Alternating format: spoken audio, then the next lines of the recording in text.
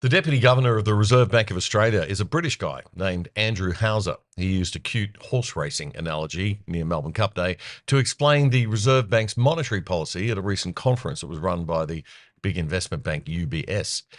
Hauser's message was that Australia is in a good position, recovering and operating near full capacity, but constrained by supply. What that means, he is saying, is this.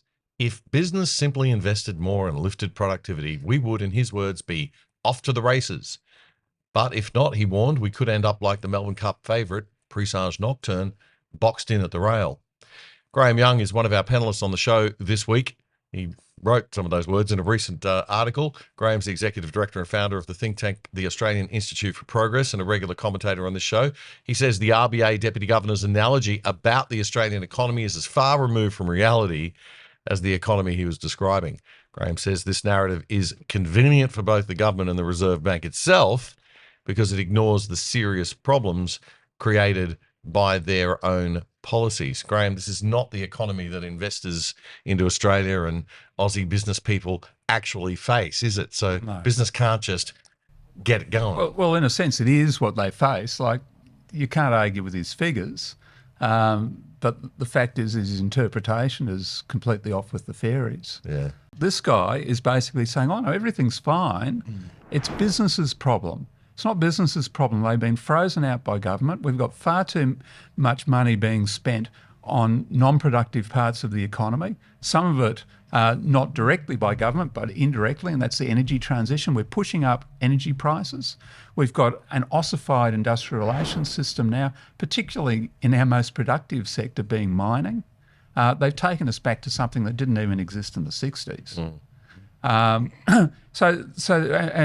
even in normal businesses, there's all sorts of employment practices. The other day, Westpac told a lady she had to come in and work from the office, and she said, no, I put my kids into a private school an hour the other direction, I'm not going to do that. She took them to Fair Work, and Fair Work said, no, you can't make her come back into the office.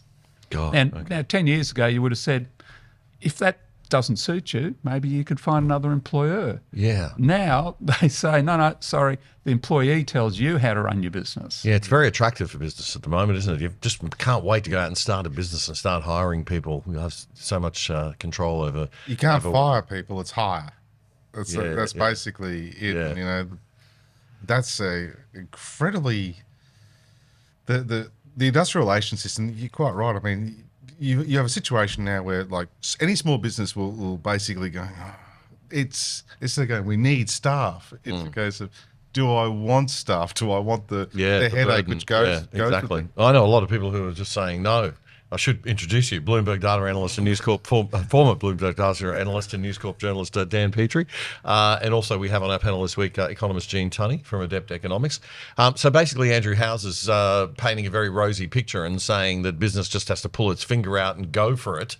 Let's take a listen to some of what he actually said at that UBS conference.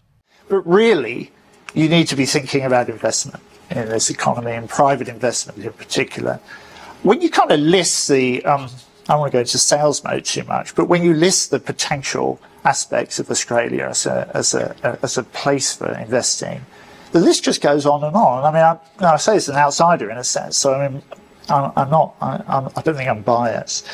The minerals, old and new, the world-leading universities, the human capital, which we all score very highly of, the plum position in the Asia-Pacific we've just been hearing about, the huge domestic savings pool, the super fund industry, fourth in the world at the moment, fourth biggest at the moment, going to be second. Your UBS report that you've just published shows that Australia has the second largest median wealth per head of any country in the world except Luxembourg, which probably doesn't deserve to be first. So I know that's a stunning statistic, I think.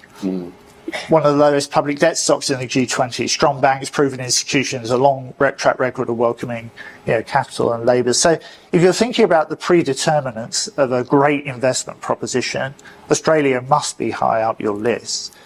Well, you would think so. We should be high up people's lists, but we aren't, are we, Jean? I mean, what are the things that are turning people away from investing in Australia, turning people away from setting up businesses here or wanting to employ people?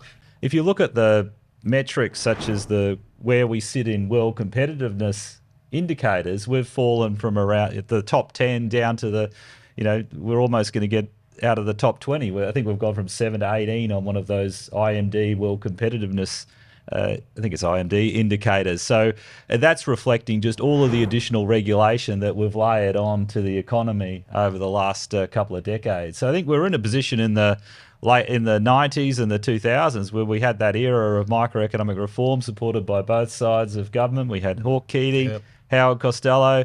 We were going great. We were back in the top 10 of the OECD in terms of per capita income. But now we're struggling. We're stagnating. We're actually in a per capita recession and have been for quite some time, right? I mean, Well, It's not Michael Jackson bad as in a good thing. It's bad, you know, and that's, what I mean. yeah. The fact of the matter is, the perception of Australia is expensive. It's industrial relations framework. Standard and Poor's regularly look at how long it takes to get a mine up and running in various jurisdictions. We're still amongst some of the best in the world, but there's a lot of countries that are better. But it's blown out. It's somewhere around 20 years to get a mine going. Suddenly, rare earths have become fashionable. And one of the mines that money's going into is run by a company called Arafura.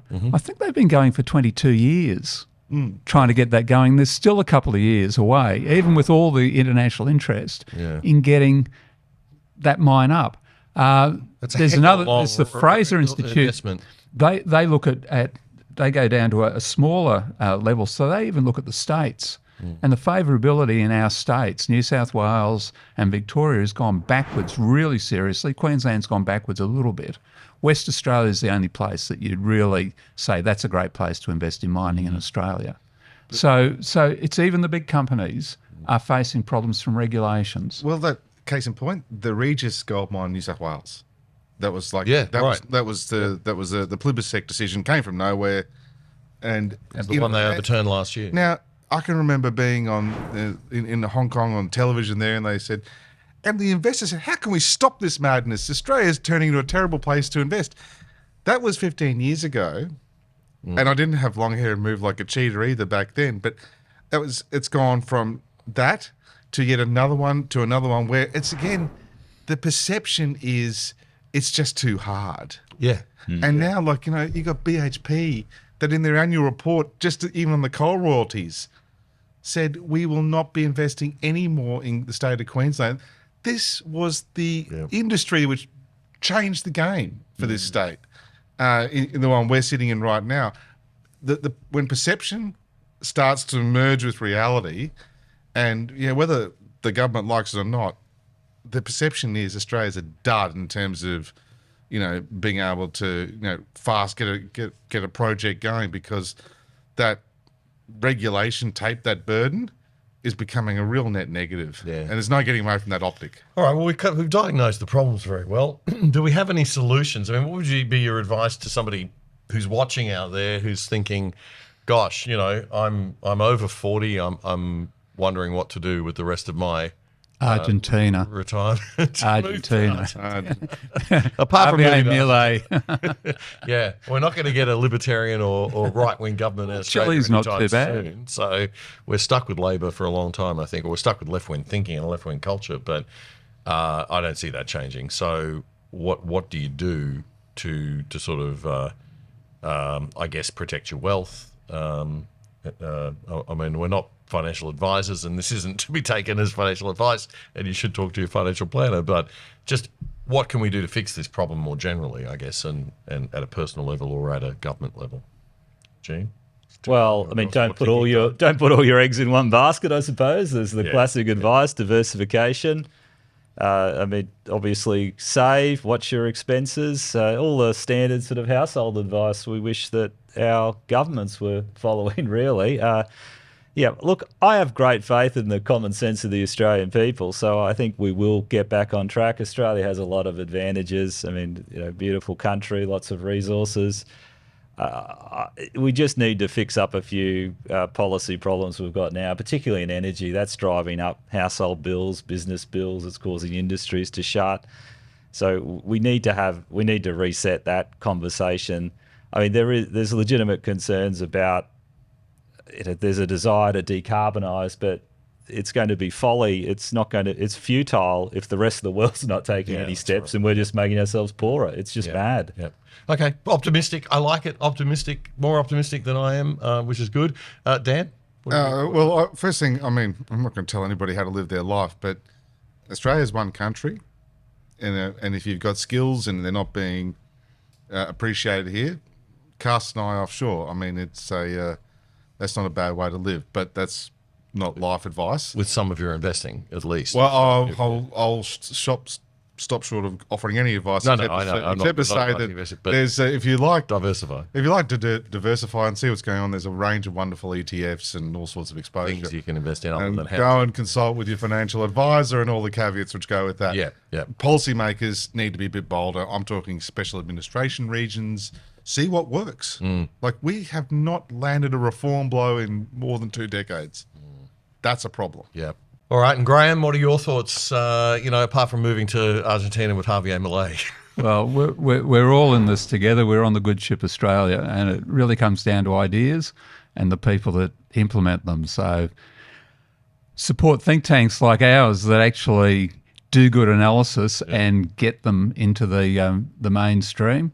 There's not just us. There's a Centre for Independent Studies in New South Wales and the IPA in Melbourne and Page Institute. There's a number around. And yours is the Australian Institute for Progress. Yep. But I think more seriously, we have a crop of politicians and leaders at the moment who are the worst that I can remember, and the worst that I've ever read about. And I think there's a lot of people out there with the ability to contribute and with the practical experience, and that's what we're lacking, practical experience, who need to think seriously mid-career. Is this a time for me to actually step aside from this primary career and put my hand up and get into a leadership position in government and spend maybe 10 or 20 years? And then you've still got enough time if you're in your 40s these days to go out and do something else in your first career. But I think we seriously need a more patrician, in the Roman sort of sense of the word. Yeah. And so I'm not matriarchs, I'm not ruling you out. Attitude to government in this country. We need to get away from the stale, pale and we need to get away from people who work for a politician when they're at university as an intern, who then get employed in their office and whose boss then lines them up to succeed them in their seat afterwards. And that's on the Liberal Party side. On the Labor Party side, it's even worse. They you just have to be born to the right Labor family there, and you're off to the races, to quote the Deputy Governor of the Reserve. All right. Thank you, gentlemen, for your strong points of view this week. We very much appreciate it. We'll catch you hopefully next year. Graham Young from the Australian Institute for Progress, Dan Petrie, former Bloomberg journalist and data analyst with housingtracker.com.au. Got to check that one out. And Gene Tunney, as always, thank you very much, Gene, for your expertise. The real economist on the panel and adept economics, Gene Tunney. Thanks very much. We'll be back in a moment.